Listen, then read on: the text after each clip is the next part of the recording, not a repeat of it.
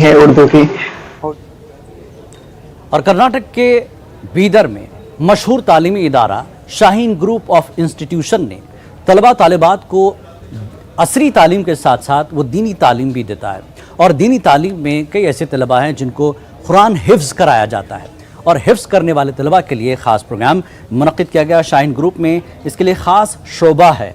बुनियादी इब्तिदाई तालीम के साथ साथ बच्चों को कुरान हिफ्ज़ कराया जाता है। और इदारे के चेयरमैन डॉक्टर अब्दुल कदीर की सदारत में शाहीन बॉयज़ कैंपस में एक तकरीब का इनकाद किया गया, जिसमें गुज़श्ता साल हिफ्ज़ मुकम्मल करने वाले तलबा व तालिबात की दस्तारबंदी की गई। प्रोग्राम में कसीर तादाद में लोगों ने शिरकत की और बच्चों की हौसला अफजाई की। इस प्रोग्राम से खिताब करते हुए मुकर्रिरीन ने शाहीन ग्रुप की काविशों को मिसाली करार दिया है।